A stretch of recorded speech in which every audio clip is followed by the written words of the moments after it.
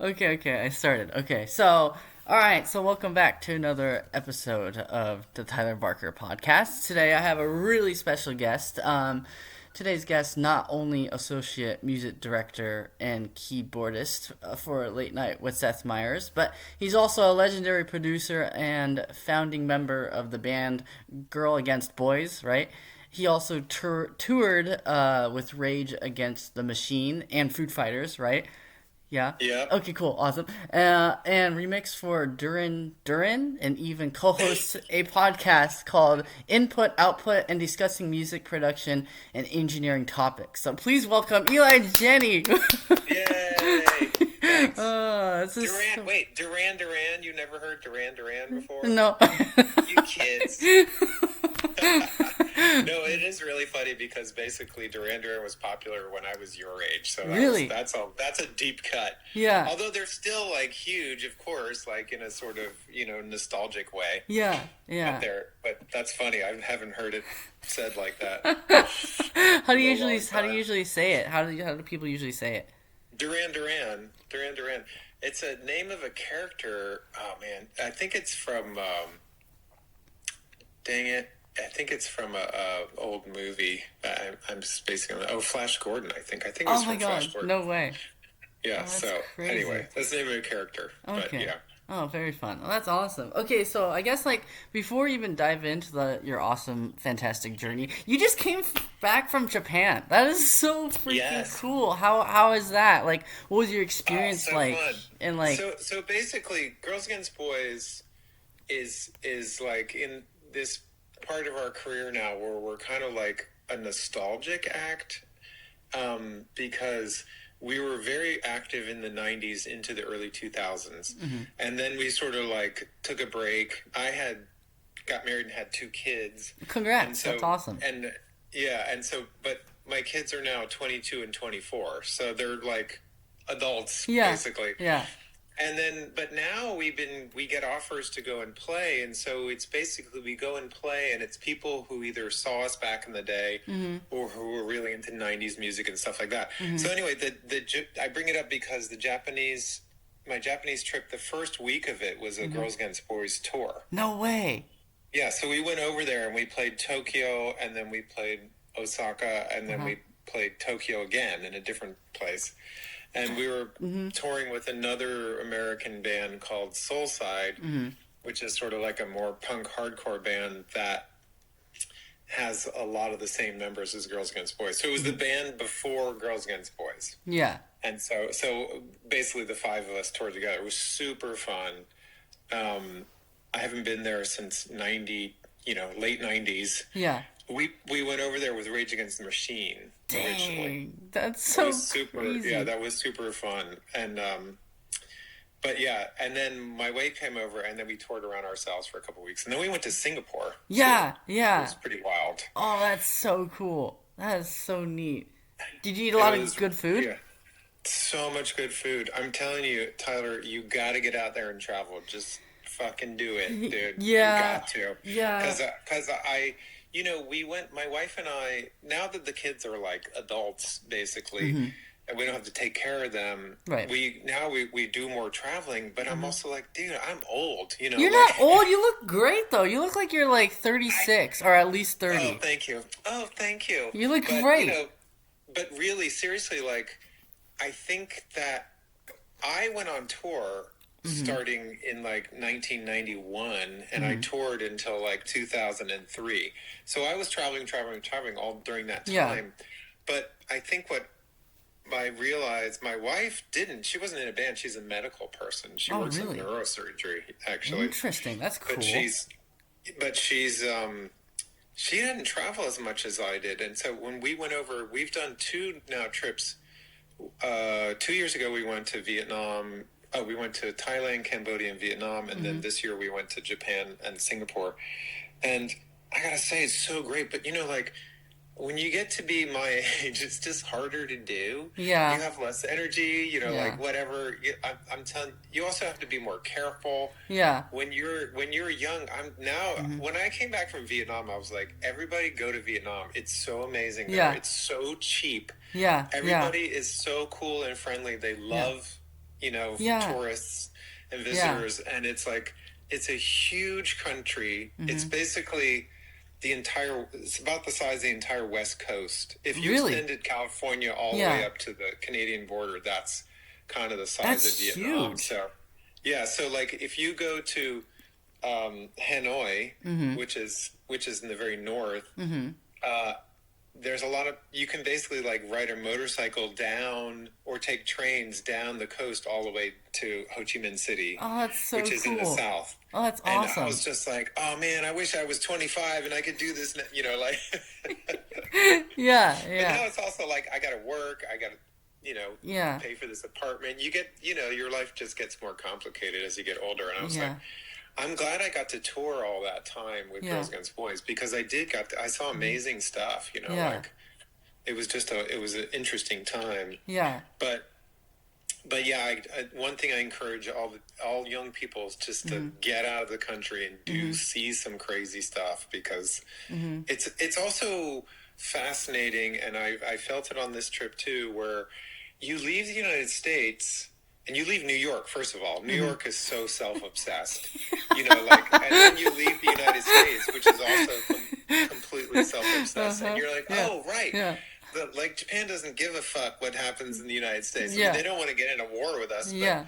Yeah. other than Yeah. that, it's like, like they have Yeah. their own much longer history, Yeah. and like their whole own thing going Yeah. on, Yeah. and it's just fascinating to get out of it and get a little bit of distance from the United States, so you can sort of see what's going on here, Mm-hmm. and just, I mean, one of the things that was really striking was like, I mean, Japan is legendarily like stratified society and a lot of social rules Mm-hmm. about what you can and cannot do in public. But Right. the upside of that is like, man, the subways were Yeah. like Super clean. super clean, super organized. Yeah. Tokyo is so insanely crowded. It makes Yeah. New York look like some podunk town. It was intense. Yeah. But everybody lines when the subway comes in. Everyone lines up on the Mm-hmm. sides of the doors, out of the way, Mm-hmm. so that everyone can come out the Yeah. center, and then Yeah. they all go in. And Yeah. it's like, oh yeah, that's how you move. Yeah. 25 million people around every Yeah. day. Yeah. Like we got 9 million people here, and we can't even get them. Yeah, to we take the can. subway, Yeah, yeah, and it's crazy, but because like also people. Well, I'm half Japanese, and I go to Japan quite often. Actually, last year I went twice, and because I have family over Nice. there, and it's really cool to see they have their own culture. It's really awesome because like everyone actually pays for their ticket, like in New York, Yeah. right? They just jump it. It's Oh my God. I live down in Flatbush in Brooklyn, and I'm just like shocked at the number of people. And let me tell you, it is all kinds of people, like Yeah. everybody.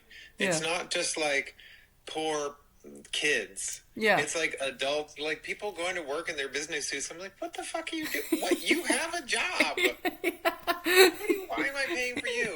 Yeah, yeah, But I mean, I think sadly, it, you it's I'm still kind of digesting it because I really just got back on Sunday. yeah. But it's like going from Japan, and we traveled around. We went to Kyoto, and we went to visit friends down in Fudo, Oh, that's cool. and yeah, it was really cool. And sort of being out in the country and seeing Yeah. what this deal was out there, and then going to Singapore, which is like its own Oh, crazy yeah. society, Yeah. city state. It was pretty wild, Yeah, but just seeing how the entire attitude of both of those countries to their citizens and to each other and was just so different. And you're kind of like, so like I said, my wife works in medicine, and just we're supposed to be the United States of America, and it really is an every fucking man for himself here. Yeah. It's crazy. yeah, it's insane. But then, like, also, I was realized that the cultures are very different. Such as like when Yeah. you're like 18, 19, 20, right? Like even like even my grandma still lives with like her family, and they're like united Yeah. as one. But then, like in America, the moment you turn 18, it's like, hey, you're on your own, pretty much. See you later. Yeah, and what the interesting thing is, I can tell you as an adult and as a parent, it's really funny because, we live in the most expensive city in the world, right? New Yeah. York City, it's stupid here. And we have two boys, they're 22 and 24, Mm-hmm. so and we have a three-bedroom apartment. So there's enough room for all of us to be here. Mm-hmm. Mm-hmm. And our younger son's about to graduate from college in like 2 weeks. And he's going to move back and live with us. Mm-hmm. And I'm totally like, great. Yeah. We're going to have a full house, whatever that means. But it's like, I so many of my friends who are my age, who are old, who have these kids who are now graduating from college, Mm-hmm. they're like, well, you got to kick them out. They need to get out. And I'm like, why? Yeah. Yeah. I mean, I understand you want them to stand on their own Yeah. and be their own person and Yeah. learn how to be their own person. Yeah. And that is important. Yeah. But they can also do that and still live in the house. Like Mm-hmm. in America, there's so much shame at living at home. Mm-hmm. Like there's all this, and yet we admire these multi-generational households around the world, like basically everywhere else in the world. Yeah. Like, Yeah. don't kick everybody out. Don't put the Right. the old people in a home Yeah. and kick out the kids as soon Yeah. as they're 18. Like, Yeah. so we admire all that, and yet we feel compelled or embarrassed almost. That Yeah. Like, why are they still living at home? It's like, Yeah. have you seen the fucking prices in this city? Like, Yeah. I'm like, this is. I think it's also this is a weird psychology thing though, but as far as parenting, because I've never been this far. Both of my parents have passed. Well, I'm so sorry to hear that. I'm really sorry. But the thing is, I was born. My mom was 40 when I was born. Really? So yeah, so she Whoa, died at that's 97. Whoa. That's So yeah.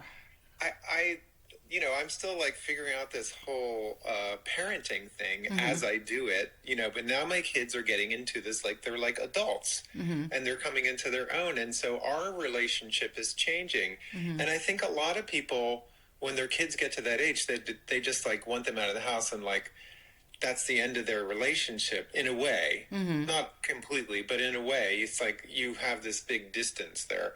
And so I don't know. I'm like, I like trying to navigate I have a new relationship with my older son.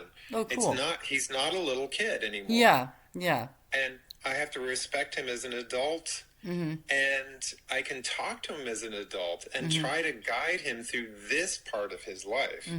It doesn't just have to be like I guide him through when he's a kid and Right. like, in elementary school and stuff like that. Now he's an adult. And, it's tough. As you know, it's like, life is not easy. Yeah. And Yeah. you have all these expectations from whatever society you're living in. Yeah. And so I don't see anything wrong with having a multi-generational household. Right. They have it all over the world. I don't Right. understand why the United States is supposed to be Right. like, get out. Right, right. Yeah. Even like when I talk to my friends too, like, oh, like even like college students, like 30-year-olds too, and I'm like, oh, so like how's your living situation? They always like really hesitant to say where they live. And then the moment like, oh, well, I live with my parents too, they're like, oh, okay, great, and they feel so much more better about it. It's very interesting. I to me. mean, the reality, the economic reality, unfortunately, for your generation is that you kind of have to. You know what I mean? Like, Yeah. especially like in New York. I mean, forget it. The real estate prices are insane. And I know I have friends who have kids I still have a lot of friends and family in DC, and when the kids move up here, but if they don't make it to a certain level, they have to leave. It's just too expensive. Yeah. It's crazy. Yeah. Yeah. Yeah. That's a whole nother subject. But anyway. Yeah. Okay, but okay, so we already talked about this before the phone call, and I thought this would be a really fun question. I was gonna ask this like later, but I think this would be great. So like, when you're not playing music, what's like something you totally geek out about, or like something weird, or hobbies or interests that people may not expect from you? Like, what is something you really geek out about? Well, I mean, I don't know if they would not expect it of me. I'm kind of a nerd. I like anime. I like, but I'm actually have become a long distance bike tourer. I'm not a racer. I don't do racing, but the bass player from Girls Against Boys, Johnny Temple, and I we get these groups and we go on these long distance rides. Last year, we went from Pittsburgh to Cumberland, Maryland, like a Oh my 4-day bike god. ride through the mountains. It That's was super crazy. fun. That's so It's cool. Yeah, and like everything you have has to Yeah. pack onto a bike, that kind Yeah, of yeah, vibe. yeah, yeah, We yeah. we weren't camping, so Oh, we okay. would stay Uh-huh. at hotels or whatever we Uh-huh. could find Uh-huh. on the trail. But that's a really fun thing that I've sort of gotten Yeah. into, and we're going up to Nova Scotia in August, Where's Nova and Scotia at? it's like it's sort of like Eastern Canada, like above Maine, Oh, like okay. yeah, but far east. Really? It like sticks way out there. Yeah, Dang, that's wild. That's so yeah. crazy. How's the weather So gonna be like? Are you ever like prediction of the weather? Are you like, I don't know. I gotta look into that, but I think in the summertime it doesn't get especially hot. okay, okay. So, but I'm not sure. That's the next thing I gotta look up because Yeah. I wonder how much rain gear we have to bring. Yeah, yeah. Does your kids also go with you too? Or are you just like, no, no, don't. Please, it's my No, own thing. I haven't, I haven't really, yeah, they totally could though. That's kind of funny. I hadn't even thought about that. But this was basically like, so Johnny has done some long distance biking with his kids, and so he asked me and Sohrab Habibian, Yeah. who plays in uh, this band Savak, um, about doing a bike trip, and we're like, sure. And then we ended up getting a couple other people to go, and so this Nova Scotia trip is actually our biggest crew of people. I think it's going to be 8 people on this trip, which is kind of That's a it's good a pack. really fun, Yeah. it's a really fun thing to do because I don't know if you ever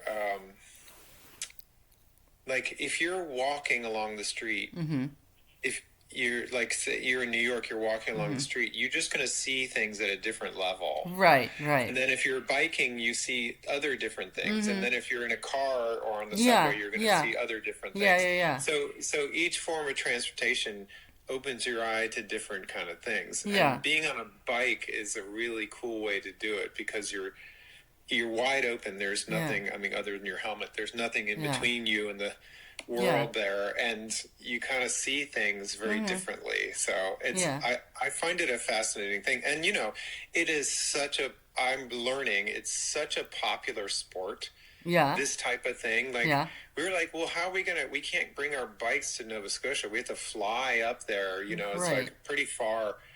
And it's like, oh, and then Johnny looked it up and it's like, oh no, there's bike shops there that will rent you bikes because they're used to people coming up Yeah. and doing it. Really? Are you serious? Well, that's cool. Yeah, so I was like, oh, and there's like a whole there's a bunch of places they're used Yeah. to having bikers. Like I Yeah. was kind of surprised when we went to Pittsburgh and we rode.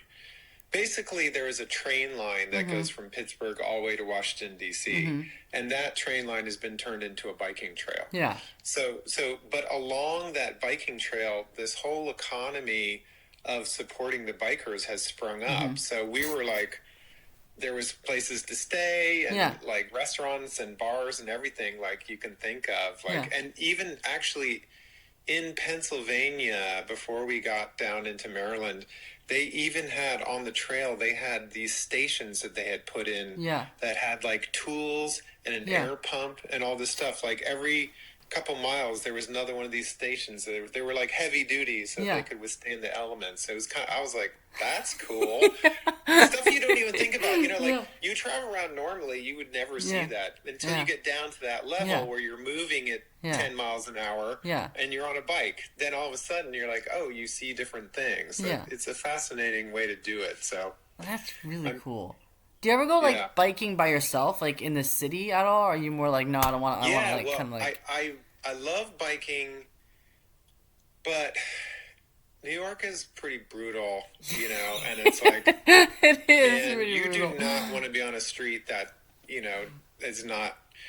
There's just streets where you should not be biking. There's just like you don't want to bike on a street that has a lot of trucks and a lot of commuters going Yeah. on it because the chance of you getting goes way up. Yeah. But there's a pretty good system of bike lanes in New York, and some of them are even protected. So they like move the parking over, and you're between the curb and the parked cars. And I've gotten pretty good at that, and so I do that as much as I can. But also, the subway system here is so good that you don't have to bike anywhere. Like it is so rock solid. I mean, yes, there's crazy people on it. You have to deal with every once in a while, but it's nowhere near as bad as everybody says. And like it is also stupidly cheap. You know? Yeah. That's awesome. Do you like listen to music while you go and bike, or do you like? Okay. Oh, not when I'm biking. Not when I'm biking. Actually, that's not true. I don't. When I'm biking, I don't have anything in my ears. Really? Because Interesting. I need that. Like, that's sort of. It's pretty dangerous to do that because part of the superpower of being on a bike is unobstructed views and unobstructed hearing. Yeah, And that's so true. when you obstruct your hearing by putting earbuds in or anything like that, then but I have a little speaker that goes on my handlebars. Oh, that's cool. And I'll do that. If I'm doing a serious ride, I live right near Prospect Park. And Prospect Park, there's a loop that goes around the edge of it. Yeah. And it's almost exactly 5K. It's like 3.5 miles. Dang. So and it has a real serious hill on one side. Really? And so I'll do that, and I'll just like put the speaker on and like listen to some music and go try to do 3 laps. Yeah. Oh. I actually got a train for this Nova Scotia trip because we're going to be doing like 40 miles a day. Ooh. And it's very mountainous. Not mountainous. Really? It's not mountainous. It's hilly. Yeah. Is that what's your favorite part about biking? Do you like the hills? Do you like when you're going up, down? Do you like the flat roads? I mean, I love, going downhill. Come on. Like, that's as close as you can get to flying. Like, I don't know if you remember this because this whole fad is already passed, but it's also integrated into biking now. But I remember back in like the 90s, or maybe it was the early 2000s, people started getting into fixed gear bikes. Where like there's no gear. It basically. Oh yeah. The pedals are locked to the wheel. And that to me was just the weirdest fucking thing. I was like, the whole magic of biking is being able to glide. Like, that's as close as we get to flying. I never understood that. I was like, why would you want to be fixed gear? That's the dumbest thing I ever heard of. I mean, I get the whole light bike thing and no simplicity, but I was like, no. I love gliding. It's just like, it is really like you're flying, that's the coolest part. But it's just nice. It's like outdoors. There's all kinds of communities you can join. Yesterday we did the 5-borough bike tour. What's that? Which in New York, they shut down all these streets Sunday morning, the first weekend in May, and you can they have a route that you take. It's 30,000 people, so they let them go in waves, and then you go through all 5 boroughs, and you end up in Staten Island. And it's really fun because they have music along the way. Yeah. There was cheerleaders out there, like for real. I don't know what school they were from, but they were out there cheering us on, and it's like so a big cool. old party. Oh, I love was that. Really fun. Plus, it's just crazy to ride up, brought up 6th Avenue, like into Central Park, and then over up to the Bronx and into Queens, and like across the bridges and like down the FDR and like all these places where when do you get to ride a bike on the FDR? Yeah, right. When do suicide otherwise? Like, it's crazy. So, and plus, you've got thousands of other bikers with you. And it's a pretty good party, but. It started raining towards the end. That was kind of like grim, oh, really? I've done it.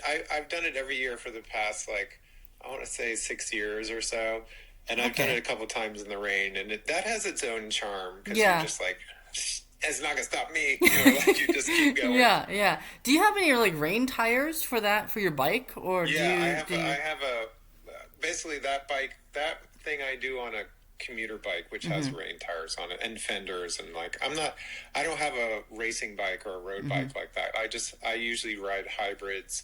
I have an electric bike that I use sometimes, and then I have a like a what they call a hybrid bike, which has got like uh more like mountain bike handlebars and just like it does have 18 gears on it. So That's so cool. 18 gears? That's well, impressive. it's got three on the front, Uh-huh. and then it's got six on the back, so that Yeah. turns into 18 Oh, basically. that's super cool. That's Yeah. awesome. So when you go to Staten Island, is there like trails that you can ride bikes on that you guys can go in the summertime too, or no?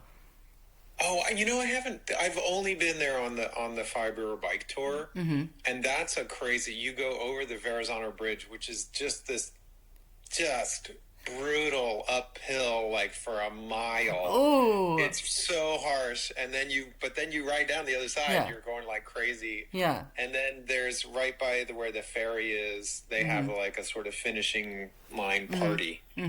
So they have like music and food and Yeah. all kinds of stuff there. And then you get on the ferry and you ride back to Manhattan. Oh, that's so cool. That's Yeah. awesome. So I got a question. I got two questions actually. Sorry for so many biking questions. So when you go to the gym, do you go on the bike cycle and like do you like train for that too or no? I used to do the Peloton when I was working at NBC. I was doing the Peloton for a while, but now I do just strength training, and then I just use a treadmill. I don't use the bike there because really I find it more use because I'm so close to Prospect Park. I'm only 2 blocks from the park. Yeah, yeah, It's actually better to do it outdoors. Yeah. And then it's using your whole. It's more of a workout because you also have to watch out for people crossing the street. You gotta Yeah. watch out for joggers. Like I am way less. There's serious racing guys and women who ride through the park in a pack. Like they're all drafting each other, and Yeah. they just come through. So you got to watch out for those guys. So Yeah. you're using a lot more of your mind, and then you're still getting that exercise. Yeah. And to me, I understand why they like to do the racing of the bikes because it's fun to get that speed going. But to me, I want to get like a workout. So riding a hybrid bike that's heavier and slower is actually more of a workout for me. So Okay. I'm like, Yeah. I don't need to go fast as long as I'm doing a constant pedaling. Oh, interesting. Yeah. Oh, that's really cool. That's awesome. That is really cool. Were you into this, like, when did this, like, biking thing become? Were you like this in high school? Were you into sports at all, or You know no? what's funny? I used to bike in DC, yeah, in college because I didn't have a car and it was really the only way to get around. This is going to totally date me, but basically in the late 80s there was a big biking was really popular. Really? And so, yeah, there was like, I can't remember what it was. There was a couple movies that came out, and fixed gear bikes actually were a thing back in the 80s, Yeah. in the late 80s. And then I swear to God, like a lot of my friends were bike couriers at that time, and they all got these fixed gear bikes because they're so cool, you know. Yeah. Yeah. And, Yeah. and then they all got in accidents, and they all got rid of them. Because I was like, and then so when they came back in the early 2000s, like, guys, we already tried this. This is a dumb idea. Like, stop it. You know, that's the thing. Things go in cycles. Yeah. Yeah. Yeah. And now I'm like, great, because the reason why Girls Against Boys got to play in Japan is because things go in cycles, and everyone's into Yeah. the 90s now. So Yeah. it's like, okay. Yeah. But it's cool because, like, in Japan, like, you know, transportation, they use trains and bicycles, and I love their basket bikes. It's just so easy and it's just Yeah. so much fun. But if you see one doing that here in America, you're like, what? You weirdo? What are you doing? Yeah, it's interesting because there is a really hardcore bicycling community, like between the racing bikes and all the commuters. Like, I don't know if I've done it a couple times where I'll ride a bike into Manhattan from here, and if you're riding in the morning times, it is crowded. Yeah. There's a lot of people commuting by bike, like a lot of people in New York commuting by bike. And in DC, it's even more crazy. Like, Really? there's a lot of people, yeah.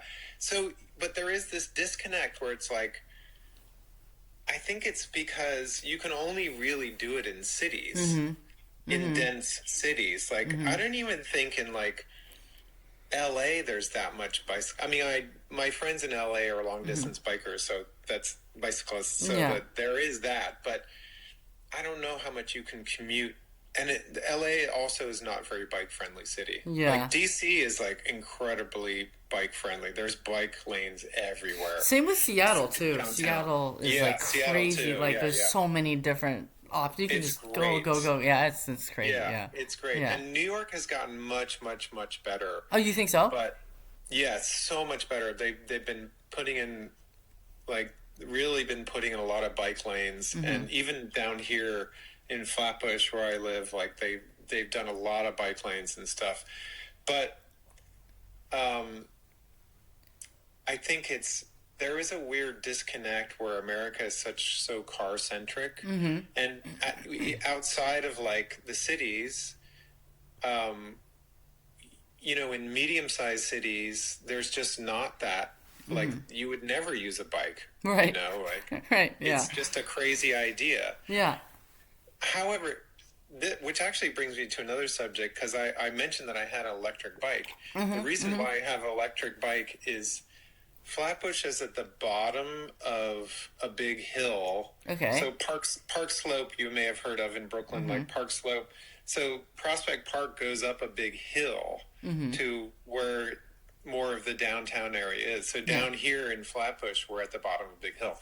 So there's a big bike share here called Mm-hmm. City Bike, and it's great, and it's Yeah. very, very helpful. Mm-hmm. And they started introducing electric bikes a number of years Mm-hmm. ago, and they put in a rack of them right near here where we live. Oh, that's so cool. And it's now they've got like 3 racks, so it has expanded. But the Yeah. electric bike thing, of course, everybody wants to get an electric bike because they want to go up the hill and get to downtown. And it's like, so it used to be this thing where there was only one rack of bikes, city bikes, and anytime a electric bike was parked there, Yeah. like there would be this rush to see who could grab it first. It was really like that. Like sometimes I would be like, I'm almost there, and I'd see some guy run up and get on it, and I was like, fuck. No. Now I have to use a regular bike. I mean, Yeah. I can still Yeah. bike up a hill, Yeah. but this bike shares bikes are really heavy, and they're not great for hills. But Yeah. anyway, I was like, what am I doing? I should just fucking buy one. And Yeah. so that's what I did. So I bought one. And Was it pretty expensive, you think, to buy an electric yeah, bike? I Or mean, is it... this was a few years ago, and so they're. What did I pay? I think I paid $1,200. Okay. So not cheap, Yeah. but but it's allowed me to ride the bike when I wouldn't have before. Right.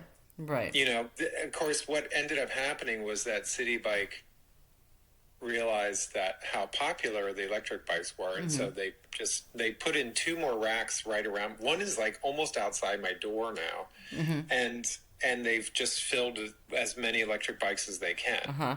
And so now I can be like, well, I could either take my bike out of the basement. I live in this apartment building, and take it out there, and then I got to park it on the street and worry about it. Or I could just take a city bike, Yeah. electric thing. And Yeah. so half the time I just take a city bike because it's like I do have to pay for it. Oh, really? It's usually it's they charge by the minute. I can't remember what it is, but it's usually ends up. Most places in Brooklyn that I want to go is only a couple bucks or $3. You know what I mean? If I'm going to one of my music partner's house is not that he lives in Crown Heights, and so I go over there and it costs me like $250 or something like that, which is cheaper than the subway. Yeah. Yeah. barely cheaper than the Yeah. subway. Yeah. Oh, that's so cool, though. That's awesome. I love that. I got another couple questions. So, like, now that, you're 28 and all that, you look very young and all that, do you think, like, your 10 to 12-year-old self would believe where you are now? Like, being on late night and touring with, like, major artists and all that? Like, do you think your 12 to 10-year-old self would, like, believe you? Be like, oh my god, look where you are! No way! Would you? Wow, yeah, that is a good question. I hadn't even thought about that. I think at 10 or 12, at 10 certainly it would not even have made sense. Like, what? That just would not have computed. I think at 12 I started getting into music a little bit more, and I think I think that it would have just blown, like, what? It's that, how? I think it was really how. Yeah, Like, yeah, how would you make that jump? I don't understand it. yeah, And now it makes sense because I can look back and see all the steps that I did that yeah, kind of got me into that position. yeah. But I think at that time it was just such an insurmountable. I think at age 12 I was just listening to a lot of like whatever was on the radio, Mm-hmm. you know? Mm-hmm. And there was, in my mind, there was just this huge gulf between, like, my dad was a piano player, and he was quite a accomplished piano player. He played like ragtime music. It was Oh, that's real cool. interesting, and swing stuff. And it was Yeah. he was a very good. He was an architect, Oh, no way. but he actually played piano a lot. But there was a big gulf in my mind between him, Mm-hmm. who was a musician, but just like for fun, and then the stuff I heard on the radio. Mm-hmm. And it wasn't until a few years later that like punk rock music in Washington, D.C. really started exploding, that I could see this path. Oh, you can have a band and you can play at these local clubs, and then you can put out a record, and then you could go on tour. You know, like these things all built on each other. But at that time, when I was that young, it just didn't make any sense. Right. So, you know, even moving to New York didn't make sense when I Yeah. was that age. You know Yeah. what I mean? Yeah. Like, Yeah. but now, you know, sort of looking back and everything sort of, that's the thing. That's the thing about life. I mean, but you do, like, every step kind of opens more doors that you didn't even think could be there. Right. You know what I mean? So it's like I moved up to New York. Well, I started playing in Girls Against Boys, and we were going on tour, and one of the bands that we toured with was this band Trenchmouth, and their drummer was this guy Fred Armisen. Yeah. Okay. And so it's just some punk band that we played with, and he was nice and cool, and we stayed friends and stuff like that. And you know, I was nice to him, and I was enthusiastic about making music, and I worked in the studio with all these bands that he liked. And so then fast forward 25 years when he's in charge of putting together the band for Late Night, and he's like, oh yeah, then they need a keyboard player. And he's like, who do I know who can play keyboards? Oh, Eli Janney can play keyboards. And he just was like, you know what? He's a really nice guy. He's not an asshole. And I'm going to just call him up. And so I get this call from Fred. Hey, man, what are you doing? And I'm like, I don't know. He's like, let's go have lunch. And so I had lunch, and I was like, what? You want me to play on TV? What are you talking about? But then, yeah, that led to 10.5 years playing on Late Night. Yeah. Pretty wild. That is a really good impression of him. That's I spent a lot of time with Fred. that was really good. That was really impressive. That's awesome. Oh, that's awesome. He's quite a guy. He's like he's a he changed the course of my life. So I love Fred. Yeah. But also he's just a creative force, man. That guy is so fucking funny. Yeah. And geez, it's and it's also interesting because you think of Fred as like this incredibly successful. He is. He had this amazing career on SNL, and he does all these movies and TV shows and stuff like that. And and it's funny hanging out with him and talking to him about the business, because he's like, I don't know, because he plays Uncle Fester in the Wednesday show, right? So he plays Uncle Fester, and so season 1, his character was so beloved, was so popular, that there's been all this talk about making an Uncle Fester series, like a spin-off series of just Uncle Fester. Oh my God, no way.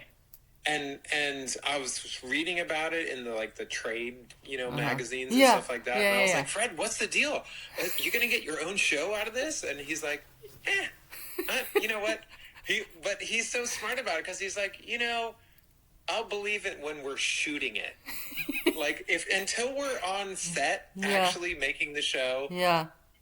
Yeah. maybe not. Yeah. Like that's how the business is, and so he's got a really awesome, realistic view of it. But Yeah. the other funny thing is, like like people want to know the new season's just about to come out, or maybe it's out, but everyone's like, is Uncle Fester in it? There's always talk about it. It's so funny, like because he was in one episode Wait, last really? season. Yeah. Oh my Isn't that god. weird? I was like, what? Really? It made such a fucking splash. Uh-huh. But he did such a great job of it. Yeah. It's kind of funny how, That's like, interesting.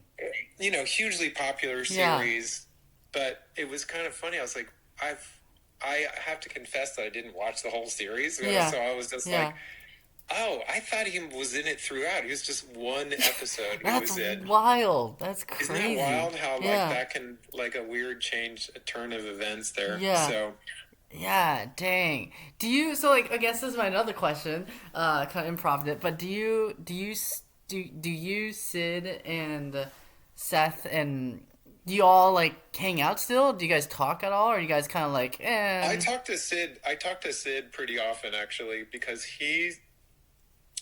when our job on late night ended, he's now working at another music company that still works with musicians, does a lot of sort of licensing and rights management and stuff like that. So he's still very active in the music scene and making stuff like that. And Seth Jabor is still making a lot of music, but it's kind of funny because he and I we did a movie soundtrack together, so we've still Oh, make that's really music cool. together. Yeah, so we the different capacities. I'm going to be working with Sid as an artist, like he's going to be helping me with licensing and stuff like that. And then Seth Jabor and I still collaborate on music together. But I've been gone for a month, so I haven't talked to anybody. But it's cool 'Cause that I you're was in creating. Japan. Yeah, but it's cool that you're creating your own material and your own thing too. Though it's really awesome that you're going on tours in Yeah. It's Japan so. and Yeah, I mean, all that. So cool. it's such a being a creative person is very. It's very a difficult lifestyle. It is. What- Yeah, I get it. Because like it's so up and down, Yeah, yeah. it's real feast or famine, what Yeah. I mean? It's like, and that's kind of the thing that Fred was saying. You think of Fred Armisen, you think of this, highly successful, very accomplished person who's done TV shows and movies and all kinds and beloved in the industry, and he still is just like doesn't know what the next job is. I mean, like he has a management team and Yeah.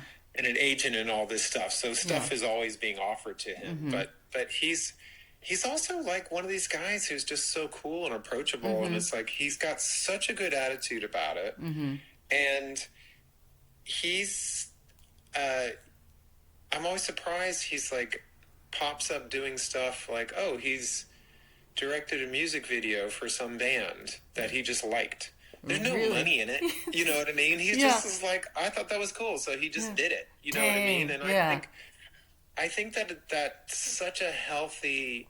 One of the things that he's taught me is to not get too obsessed about success, because a lot of it as a creative person is beyond your control. When Girls Against Boys moved from an indie label, we were on Touch and Go, and then we signed to Geffen like in 97 or 98, whenever that was. And I realized like when you try to break into that bigger commercial arena, a lot of the stuff is kind of beyond your control. You can make a record and you can go on tour and you can play well, but that doesn't, it's not, it's about so many other factors that are just beyond your control. Yeah. Yeah. Yeah. Well, it's funny because like I'm like a huge fan of like late night and all that TV, and like so I created my own kind of like late night show, but like everyone's but everyone's like it's like what's the thing where it's like you can only watch for something like for a certain amount of time until you go to the next thing because that's the new algorithm nowadays. Yeah. So I Yeah. created this one talk show called "This Is Not Late Night with Tyler," and I don't have a house band nor I don't have a sidekick because we're broke. And it's actually I film it at like 1:36 p.m. in the like now, like in this bright room. Be like, "Hi, welcome to late night. This is 1:36 p.m." Like the most randomest times, and it's just like a quick, short little thing. But like going back to what you were saying before, like having those days where it's like some days are really high peak where like oh my god this totally lands this I got this and this and this, Yeah. but then there's other days where you just hit rock bottom, you have like nothing, you can't think of anything, Yeah. nothing works out. It's just like oh my god, but I get that, I Yeah. understand the creative part of it, so yeah, that Yeah. makes a lot of It's sense. it's tough, and it's just it's also like I don't know. As a musician, it's so funny. I don't know if you've tried like Suno or these AI music creating software. Yeah, yeah, These yeah, yeah. AI, it's so funny because I have used them, and I'm like, wow, these are really pretty good.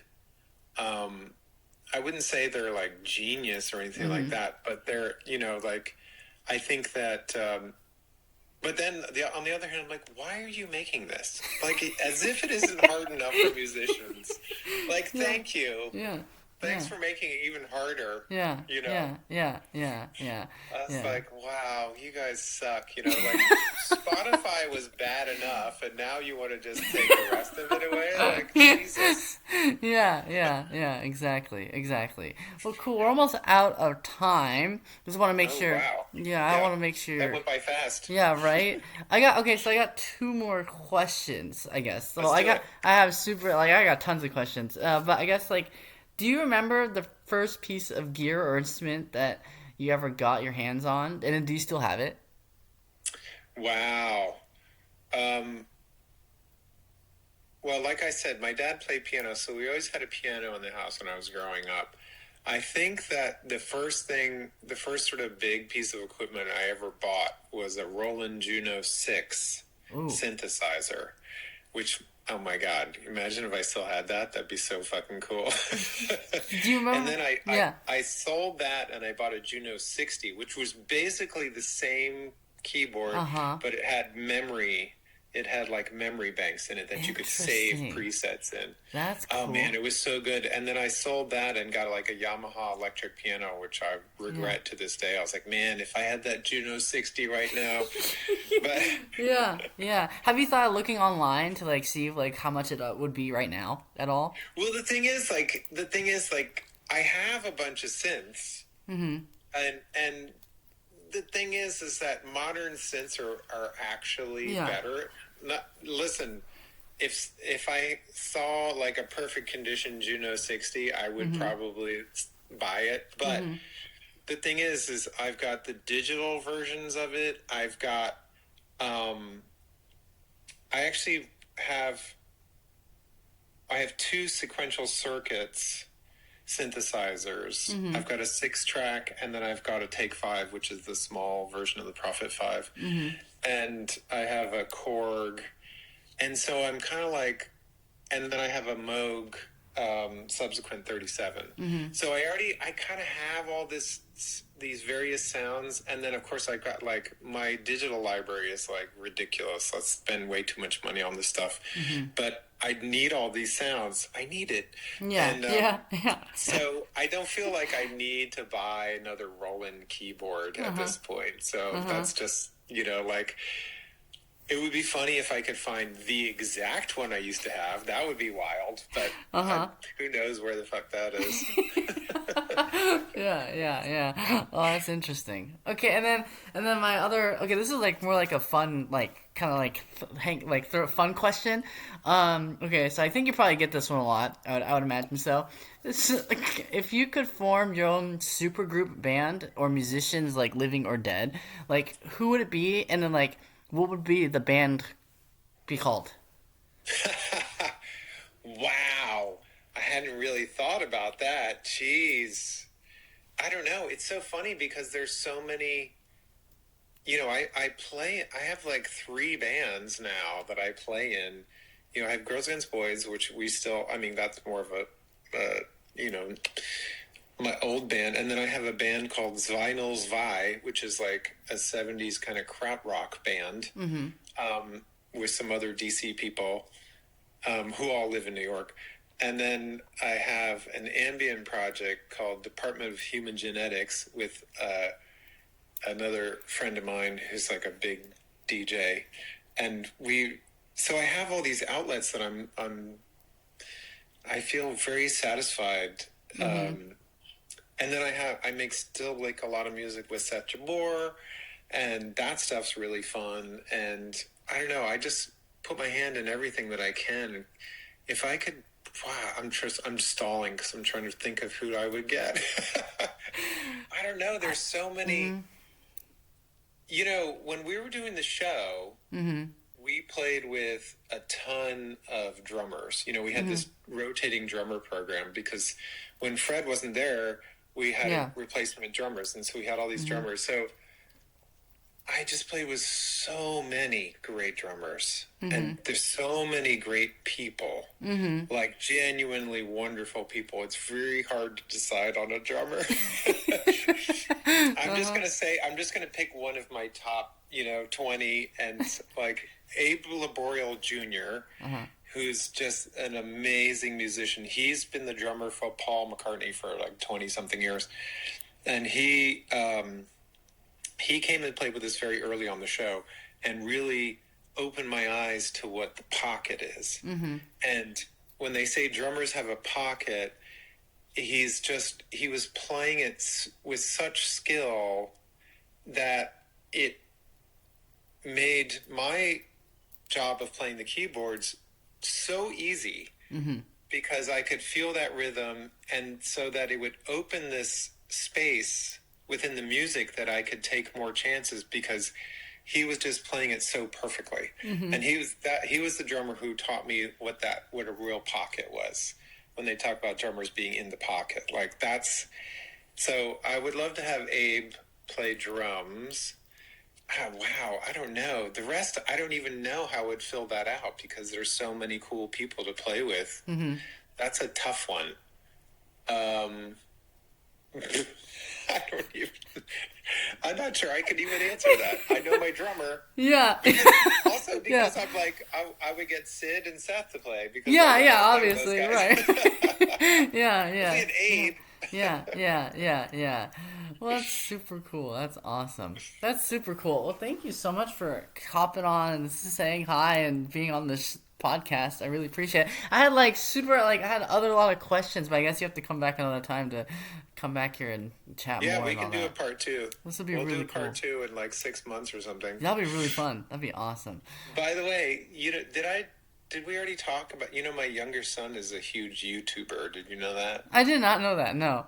I mean, he's 22, so he's not like young, but he he's like a video game YouTuber. Oh, that's cool. What is it called? Do you know? His name is Rogert. Rogert? Like yogurt, but with an R. That's so cool. I love that. It's really interesting because, we talk about we just touched on it briefly, but how difficult it is to have a career in music. And it's amazing, watching him just make buckets of money. Really? Playing video games on YouTube. I mean, he's very popular. Really? He has he's got 750,000 subscribers on YouTube. Wow, that's crazy. And so he gets a lot of views. That's impressive. But he also works his ass off. Yeah. He puts up a video every other day. Yeah, that's impressive stuff. Crazy. Yeah. Well, cool. It's not like it's not it's definitely merited. Yeah. Well, cool. Well, thank you again for coming on by. I really appreciate it. Sure, man. Sure. It was great talking to you. Yeah, great talking to you too.